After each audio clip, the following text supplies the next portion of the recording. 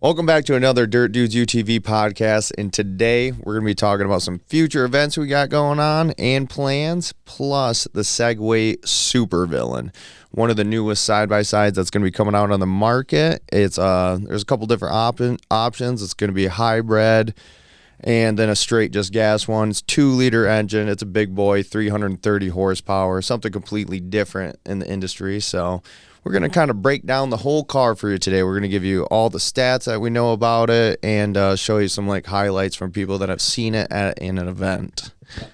I'm pretty jacked to see this car. I'm not going to lie.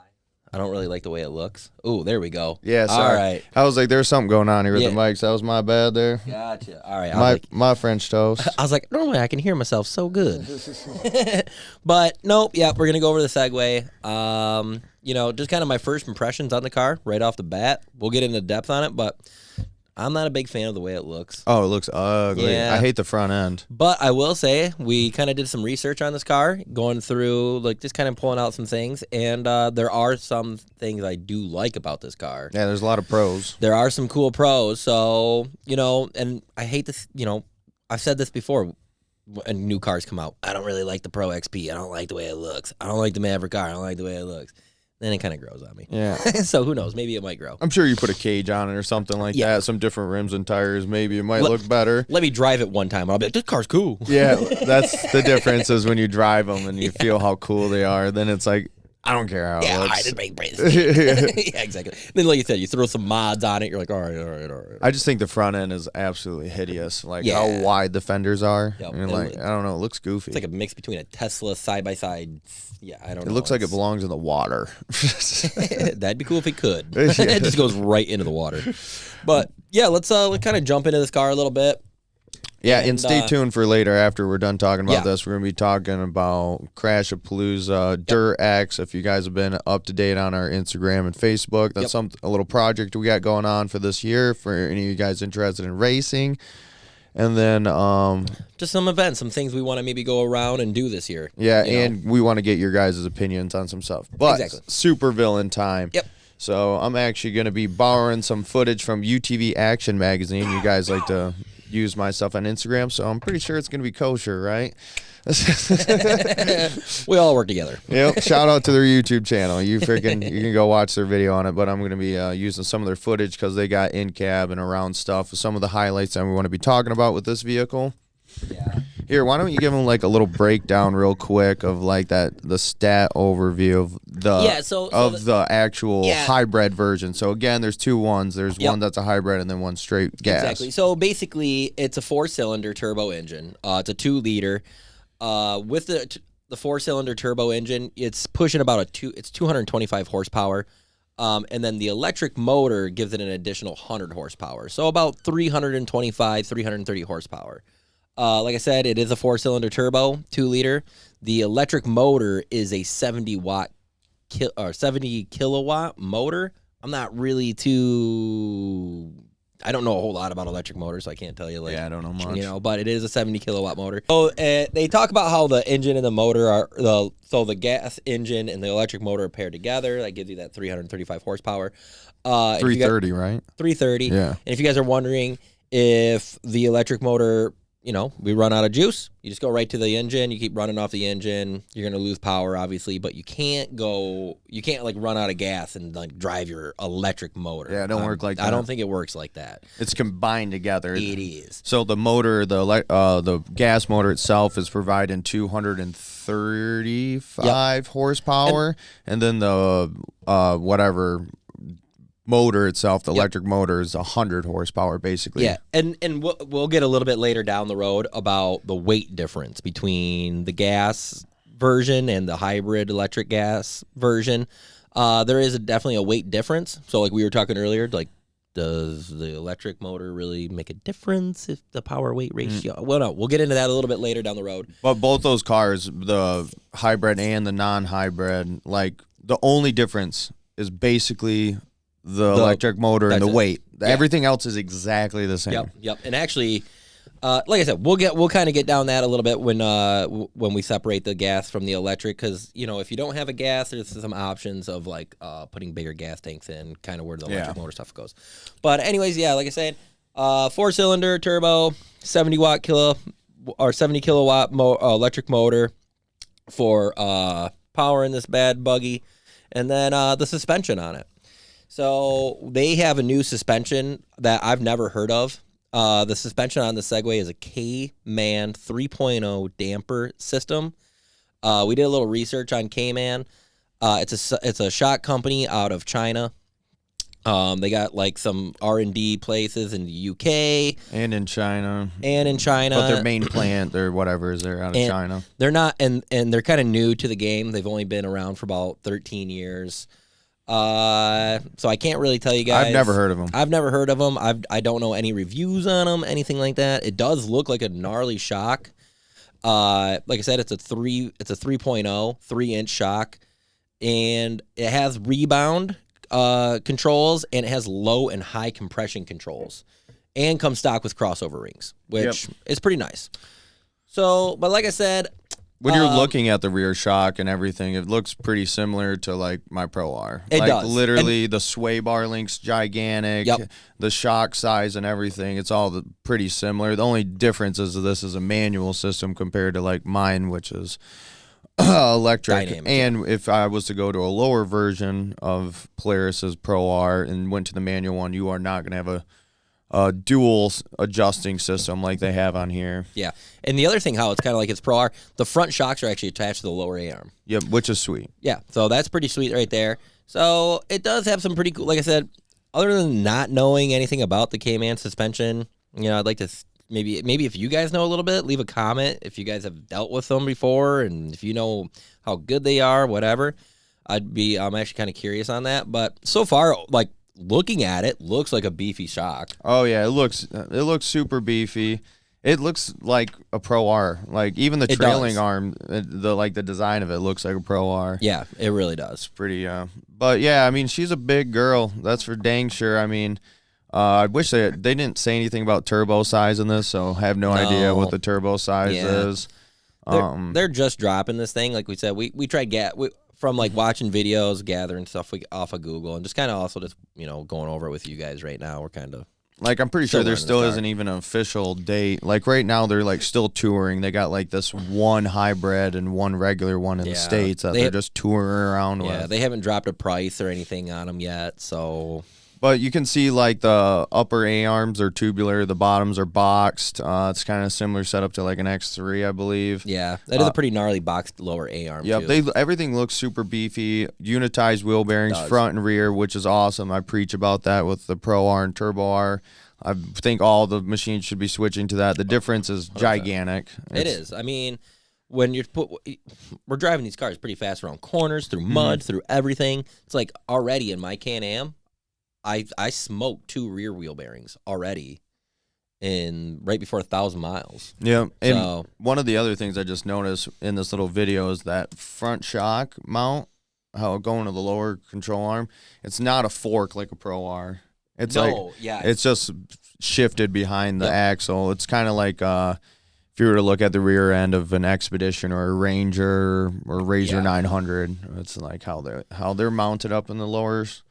What else we got going on? We'll stay with that suspension a little bit. The wheel travel and stuff like that. Yeah. So in the front of the car, you're getting roughly about 20 inches of wheel travel, and in the rear about 21 inches of wheel travel. So you got a little bit of movement here. Yep. In this car. And you're on 15-inch aluminum beadlock wheels. Yeah. 32-inch tires. I believe it looks like they're running Rampages. If it's not Rampages, it's like a damn look-alike tire. Yeah. 6 lug. 6 lug too. So same thing as like what Canam has moved on to. I don't know if it's the same wheel pattern or anything. Yeah, but that's a good question.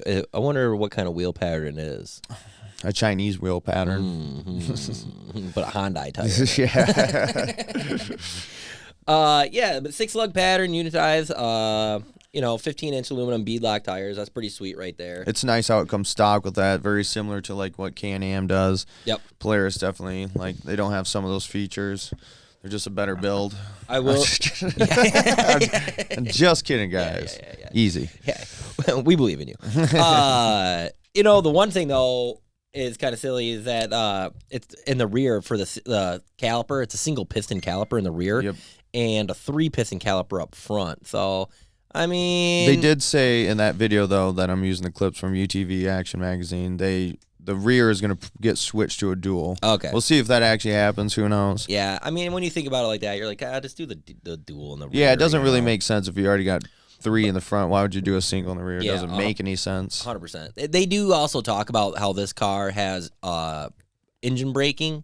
Yeah. And I guess it's a controlled engine braking too. Well, so what it is so that's regenerative engine braking. So basically, while you're braking, you're charging your battery. So, and then you have like a energy sensitivity system on your screen. So you could say you're going down a crazy hill. You could click on that, and like it would give it crazy engine braking, and it would charge your battery more heavily.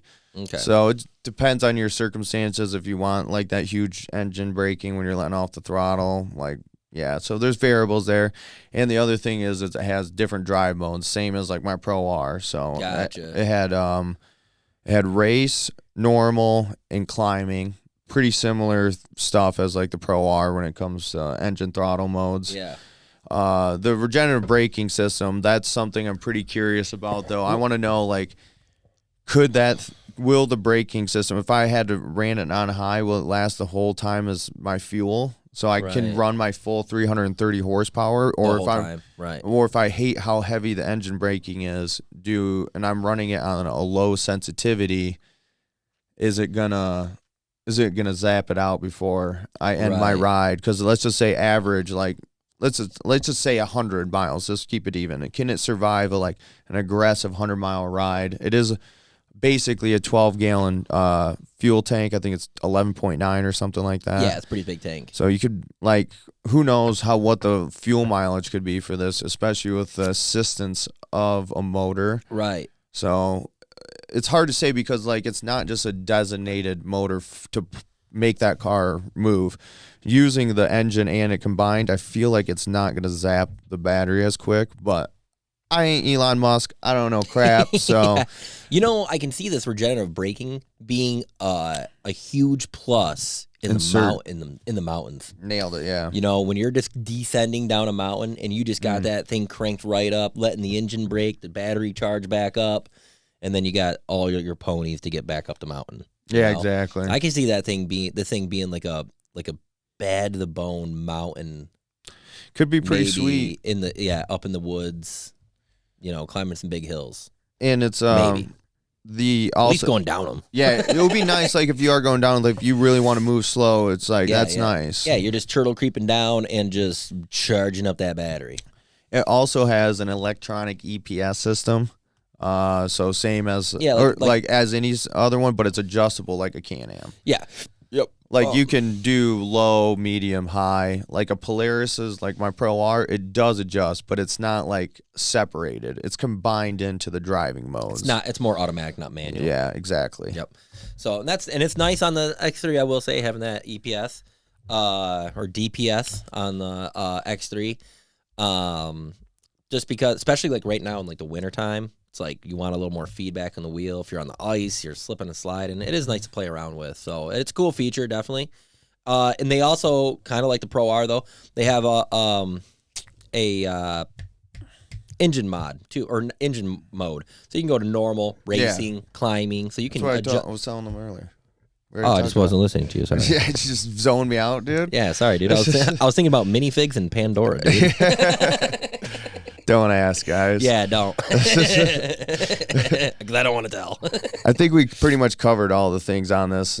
Basically, they said in the video that like maps and all that stuff was going to come out. When you look at the screen itself, you can actually see it had like a straight up Apple icon for your music. So it's probably going to be pretty Apple friendly, possibly. Oh, I'm sure. Like how some like a Ford or whatever is more iPhone friendly than a Dodge. I think that covers that whole hybrid, like all the main points of that thing, right? Yeah. Well, the cage. Oh, So, it's got a 6-point mounted cage. Yeah, they say it's got like kind of a true 6-point mounting cage going right down to the frame. It's the same as a Polaris. It's not welded on. It's not going to be like the rigidity of like a Canam. But yeah. Supposed to be a pretty heavy duty cage. But yeah, that's pretty much the car itself right there. So this car is pretty wide. And it's 76. It is 76 inches wide. So it does have a wide stance to it. It's saying that it's about 140 inches in length, which is, let's see, 11 feet, roughly long. That's all about the same as like a Pro R. Yeah, so about same length. Pretty much same thing as a car. Ground clearance, 14.6, which...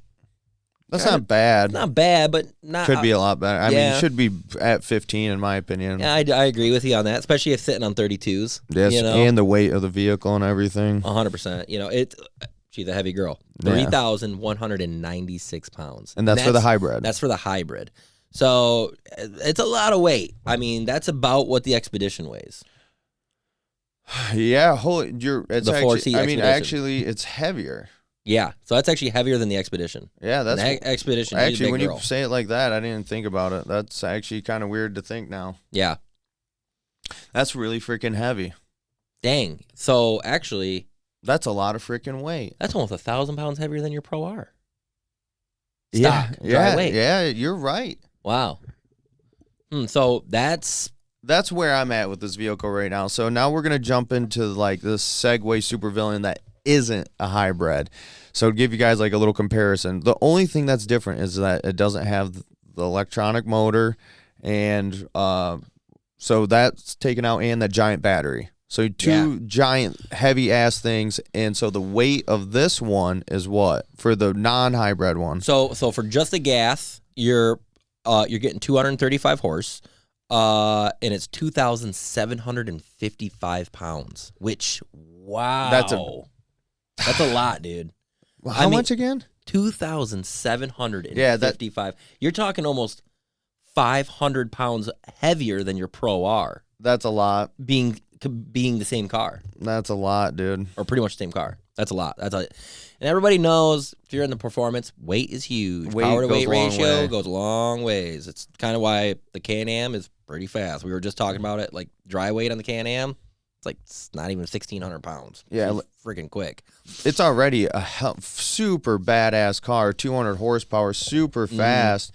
But like when you add like weight reduction, it's huge. It's huge. Like, I mean, you gain so much power from weight reduction. So we've lined up the X3 and the Pro R, and the X3 out of the hole in the shot, she's gone. She's beating the Pro R. And even though the Pro R is 225, she's a little bit heavier of a girl. 500 pounds, 600 pounds. Mm-hmm. So that really tells you how much weight plays a factor. Weight's huge. It's huge. It's huge. So put on 30 pounds and go run 100 yards. Yeah. It's true. It's gonna be rough. So like what I was thinking about is like, okay, obviously the hybrid's gonna be more expensive. I want to know how much more? There's no prices. I know. I'm curious on how much more it would be. Yeah, leave a comment below what your guess is. Are they going to be affordable, or are they going to be Polaris Xpedition-y? yeah. Are you going to be in that one tax bracket, or can you actually get it? I'm just thinking, like, with all that extra weight, I don't think it's going to be that much faster. I think it will be more responsive. What are you doing down there? I'm playing with this little thing right here. It's kind of fun. 450 pounds. Is it going to be worth it? That's what I want to know. Is it going to be that much cooler? It sounds cooler. But will it be worth it for the performance? Who knows? Yep. We'd have to see them in action when these things finally come out. Yeah. And when with that hybrid, the battery is stored under the passenger seat. Yeah. And the electric motor's in the back. So when you are just with that gas version, all that stuff is obviously not in there, and they offer a larger fuel tank. So you can go from an 11.9 to, I don't know, maybe a 14-gallon tank. I'm just spitballing on how much more you can add, but they do have that fuel tank you can push into the passenger seat where the battery goes, and boom. Yeah. And honestly, like you said, how much more power is it? I might be worth it just to save the money, invest into a bigger gas tank, and I'm team all gas. yeah.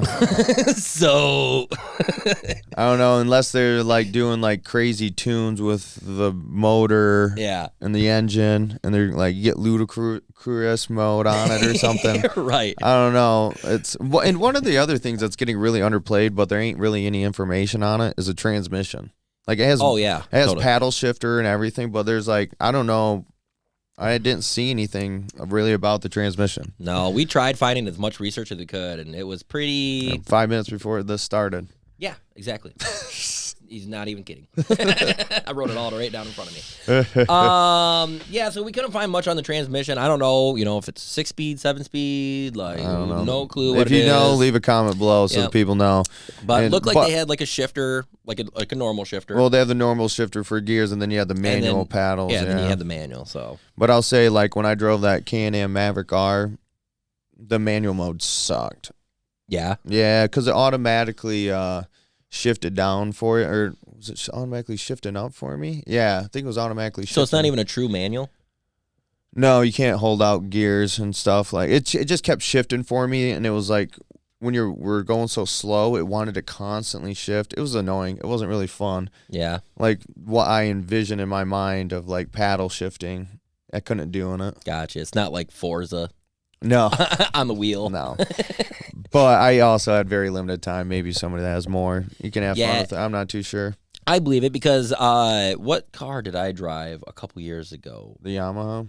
Nope. It wasn't the Yamaha, yes, but I actually drove the Yamaha pretty good. It was a Kawasaki. It was a Kawi. And I was struggling with the paddle shifters.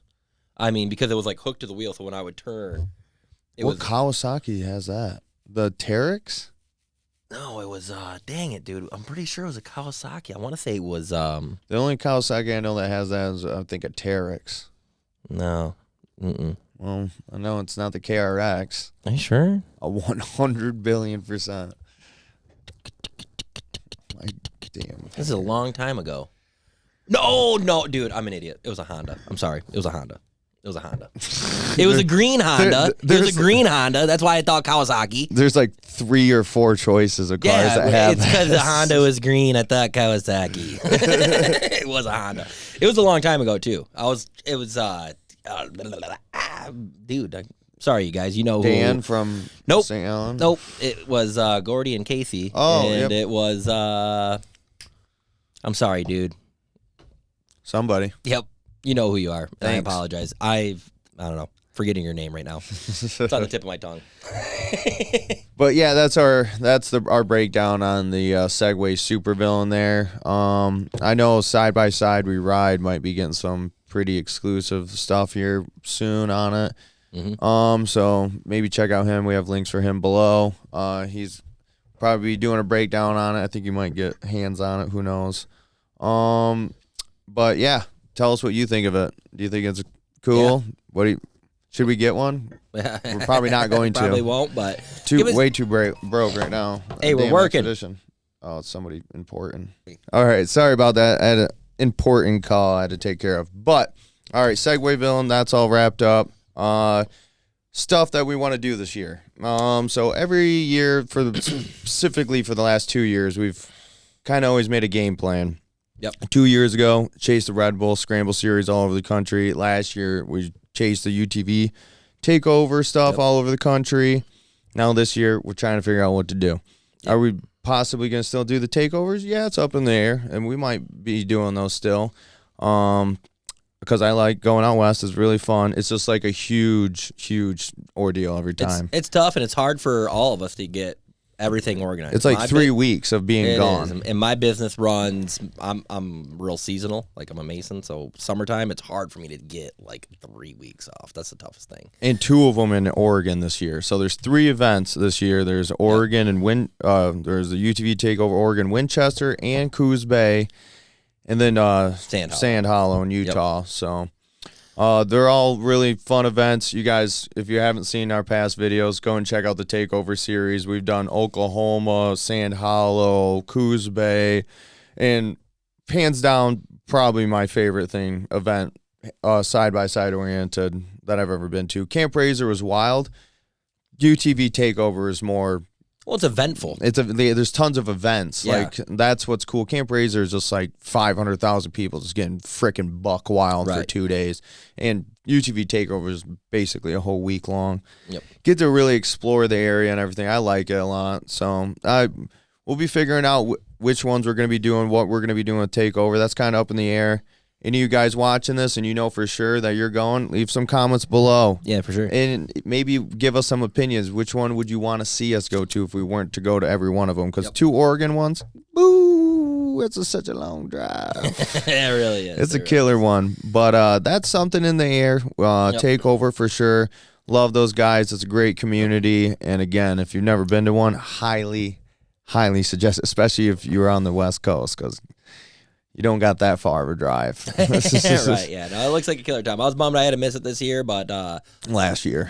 But luckily, like, you guys did such a killer job out there, man. You and Jake captured almost every moment. So if you guys haven't watched the videos, go back, because like it feels like you're there. Seriously, there's such a cool series to watch. But what we've been talking about a little bit more this year is we'd like to do more overlanding trips. Yeah, you know.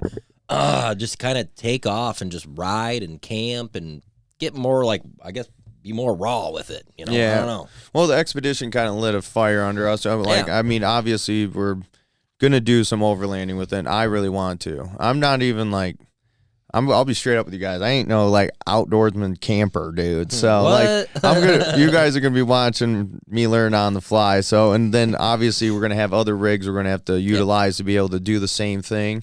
So we got some pretty big trips that we really want to do, like a really big one, Michigan to possibly to Wisconsin type thing. Yeah. Let's leave it at that. No. Let's tell them. Because of what I'd like, if you guys have done anything like this and you guys are kind of in our area, let us know what route or what you guys did and how long it kind of took. But we're kind of thinking. I mean, I kind of have it mapped out. I did some research on it. Did you? I mean, yeah, I did some research. I see what route we would be doing to get there. Have to make them street legal. That's one thing that would have to be done. Have to happen. I figured it would have to make them street legal, which there's loopholes around that. Check out A1 UTV on Facebook. He's based out of Texas. He has a Razor Turbo S. He's owned it for a long time. He's got like 18,000 miles, 15,000 miles. He's went all the way from Dallas, Texas to the Canadian border in Minnesota and back. He's went to Vegas and back. Like he can teach you how to get your vehicle street legal, especially if you're a Michigan resident, because here it's kind of a pain in the butt. Yep. I mean, what we're kind of thinking about doing is, you know, we live right next to Manton, which is the Milwaukee Trailhead, which connects to pretty much every trail in Michigan. Houghton, St. Helen. I mean, you can get all the way. You've seen us do it in one of our videos. Exactly. I mean, you can go all the way up to the Mackinac Bridge if you want to. So what we were tossing the idea was leave from home. Everybody just pack up and get your car overland ready. And then basically ride from here up into the Upper Peninsula, ride around the Upper Peninsula, back down through Wisconsin, and then it would be sweet to take the ferry back across into Michigan. And then that kind of links you right up into like the Baldwin trails. I think it's pretty close. I think you'll be coming out like by where Silver Lake Sand Dune area is a little bit.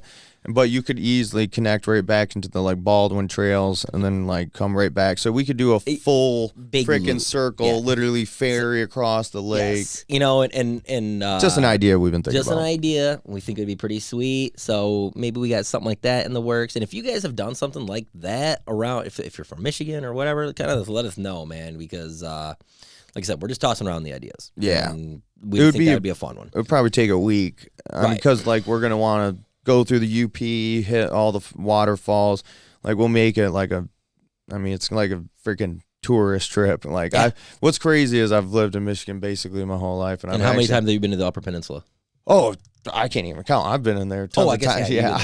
You know how many times I've been everywhere, man. Not very many. Yeah, this dude's been all over the place. I have not been to the Upper Peninsula very much. It would be easier for me to tell you where I haven't been. Alaska, Hawaii. Washington. That's it. And then I got all 50. Dang, dude. But yeah, so we're thinking about doing a cool overlanding trip this year. Obviously, the takeovers. And then talk to him a little bit about Dirt X. Okay, so yeah, if you guys have been checking us out on Instagram, Facebook, and if you haven't, links for that stuff below, highly suggest it. You can, our stories are usually we're doing that. It's all live stuff, so you can see what kind of shenanigans we're getting into. Plus, I love Instagram. It's one of my favorite platforms right now. But yeah, so Dirt X, we're going to be doing like a race series, and they're going to be collaborated with fairs all across Michigan.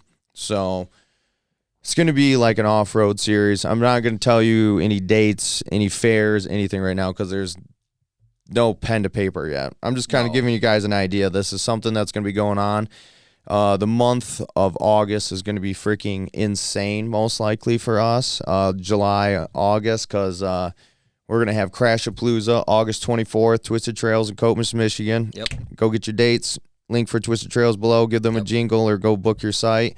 And then most fair season is August. Yeah, so totally. Every weekend there's going to be something going on, and basically we're going to be paying out real money for these races. You ain't gonna win $500. I think the least amount you could win is $1,500, possibly all the way up to I think $3,000. Right.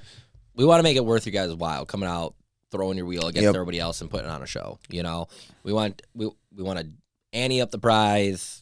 Make it to where people want to come in and actually race and do this kind of stuff, and put on a cool series. Yeah, because you're going to be in front of an audience. It's going to be if you guys you've seen us do tons of fair races. If you're been watching the channel for a while, if you haven't, go check out our UTV racing playlist. You can see all the fair. We have done legitimate badass races of Red Bull Sand Scramble and Glamis in Pennsylvania, or Tennessee, you name it. We've done some pretty insane ones. And what's wild is these fair races are probably been some of the craziest ones to watch because there's just maybe to watch, but I don't know about crazy. Whatever, there's 20 crashes in one race. Yeah, you watch a freaking sand. I'm gonna tell you right now, that mountain scramble, there's no race that's ever compared to that race. But I'm talking spectator. For spectators, yes, but for racing, no. Well, spectators because we're trying to bring an audience. I get that. Spectators because you can watch it. I totally get that. But racing for racing wise, you ain't meh. But you're also ain't even gonna get into that race because this is more gonna be average Joe's. Oh, totally, type 100%, 100%. I mean, you're gonna go to a Red Bull the Red Bull's any scam race, it's hardcore. But for racing, I've watched a lot of racing, racer, and viewer spectator wise, fair racing it's pretty hard to beat. Yeah, I mean, it's right there. The action's right in front of you, 100%. And there's constant action. Yeah, totally. And the goal is to make these races entertaining, not where you get the whole shot and you pretty much the other guy either has to be one badass dude or the other guy fucks up. Yeah. Because that sucks. That's what fair racing is basically the whole shot comes down to it, and there's some kind of chicane or something like that for some kind of game. It's exciting, 100%. Exciting. I'm saying we're trying to get away from that. We want multiple cars on the field. So there's going to be a sportsman class and a pro class. Okay. So pro class will most likely have 4 cars on the track at once. Sportsman will have 2. Okay. And it'll be open wheel racing, but the pro class is going to actually have real money on it. Okay. So what about You're the still just upset because I said fair racing was cool.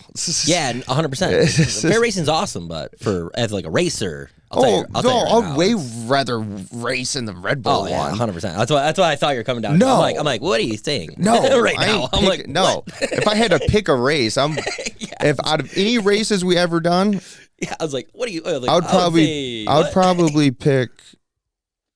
It would be a toss up between Tennessee. I passed out after Red Bull races. I'm like, I'm fucking down. I would probably pick the Tennessee or Pennsylvania. Yeah, PA was the most hardcore one I've ever done in my life. I'm for hardcore and fun, I think that one was the wildest shit in the world, especially just because of the startup. They're seeing hundreds of side-by-sides take off. Or whatever. 125. Yeah, 120. Yeah. That was just a wild race. But no, I mean...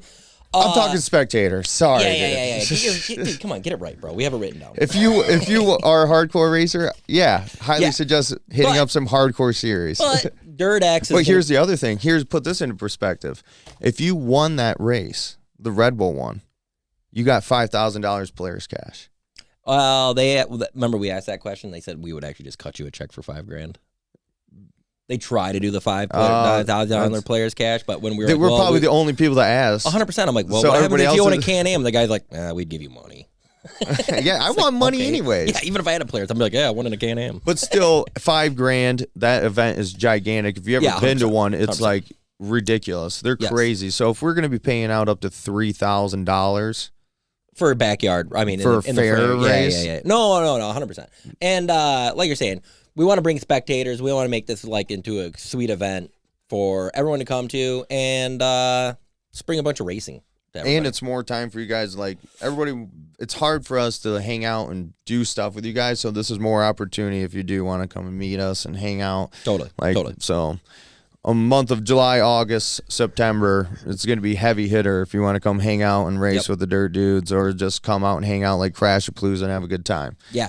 So Crashapalooza 4.0, August, like you said, August 24th, Coatmush, Michigan, where we've always had it every year.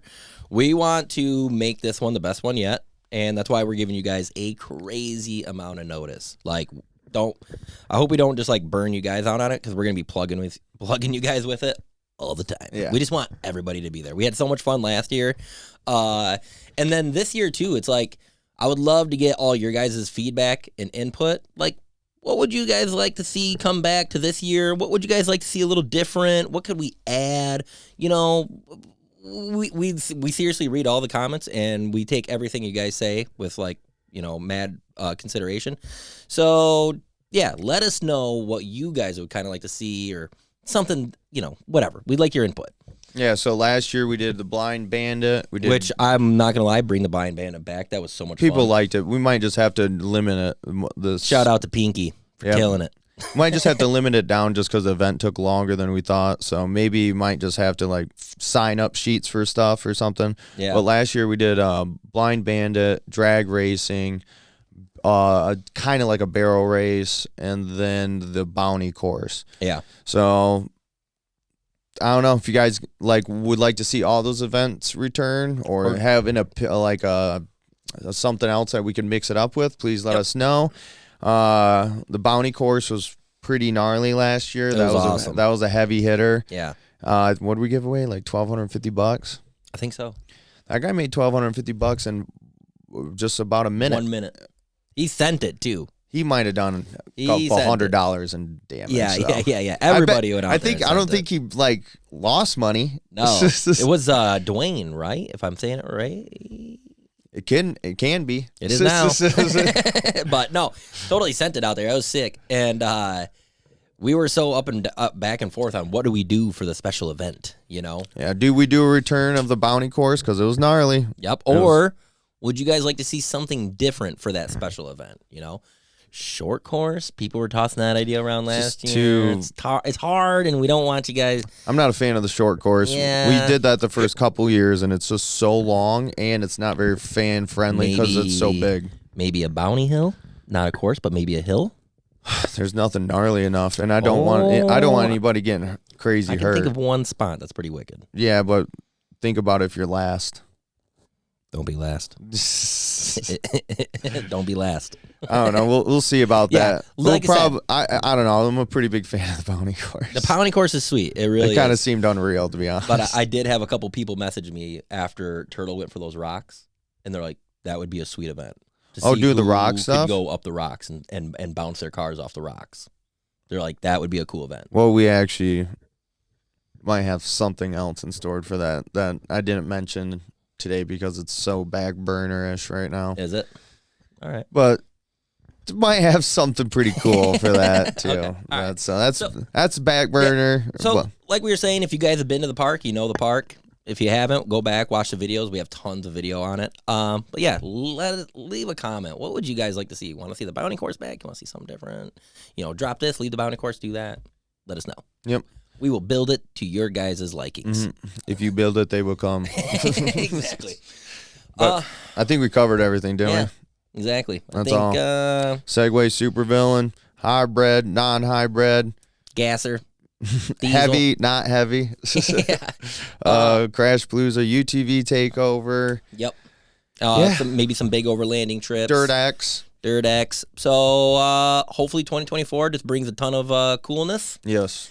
And we hope to see you guys at everything we hold. Mm-hmm. Like I said, hit us some of the comments. Let us know what you think about this Segway. Let us know what you think about which takeover we should do, which one you guys are going to, and events for Crashapalooza, what you'd like to see again. But yeah, that's a wrap. Check out Patreon, longer video, ad-free, early access. Appreciate everybody that supports us on there. DirtDudesUTV.com for merch, parts. Go get all your merch. It's still on there. All the same stuff from the raffle. Very high-end stuff. Best merch in the game. I'll rival it to anybody. Hands down. But also, don't forget about those side-by-side parts. MTS, Aftermarket Assassins, SF Raceworxs, Atlas Radius rods. Light 'em up whips. The list goes on. Yep. All parts that we use on our vehicles. So, highly recommend checking them out. Yeah, appreciate it, guys. We'll see you in the next one. Later.